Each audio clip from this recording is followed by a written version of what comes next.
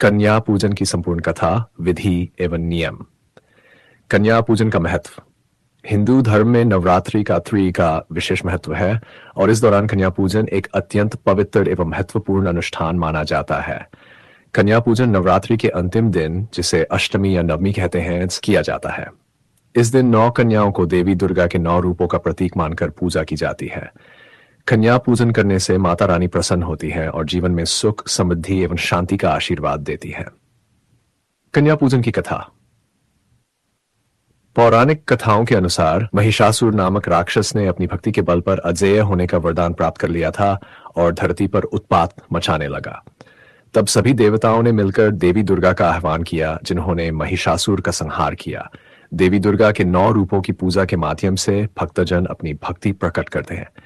कन्या पूजन में 9 कन्याओं को देवी दुर्गा के 9 रूपों का प्रतीक मानकर पूजा जाता है। कन्या पूजन की विधि। वंड सामग्री की तैयारी। कन्या पूजन के लिए आपको 9 कन्याओं या कम से कम 2 कन्याओं की आवश्यकता होती है। इसके अलावा पूजा की थाली में कुमकुम, चावल, फल, मिठाई, नारियल, लाल चुनरी और श्रृंगार की वस्तुएं रखी जाती हैं। कन्याओं का स्वागत। कन्याओं को स्वच्छता से स्नान कराकर उन्हें साफ और नए वस्त्र पहनाए जाते हैं।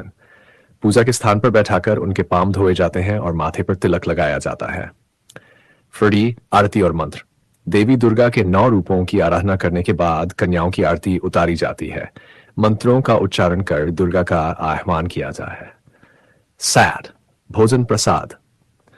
कन्याओं को स्वादिष्ट भोजन का भोग लगाया जाता है, जिसमें विशेष रूप से हलवा, पूरी और चने का प्रसाद होता है। भोजन के बाद उन्हें दक्षिणा और उपहार भेंट किए जाते हैं। आशीर्वाद प्राप्त करना। कन्याओं से आशीर्वाद लेना आवश्यक माना जाता है, क्योंकि वे देवी दुर्गा का स्वरूप मानी जाती है। कन्या पूजन के नियम। 1. कन्या पूजन से पहले घर की शुद्धि एवं स्वच्छता का विशेष ध्यान रखना चाहिए। पूजा में भाग लेने वाली कन्याएं सात्विक और शुद्ध होनी चाहिए, अर्थात वे मासूम एवं निष्पाप हों।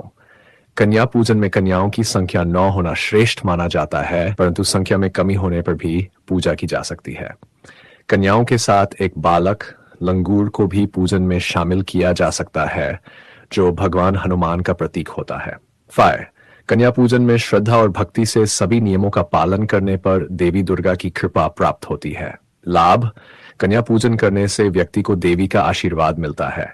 इससे जीवन में सुख, शांति, समृद्धि और सभी संकटों का नाश होता है।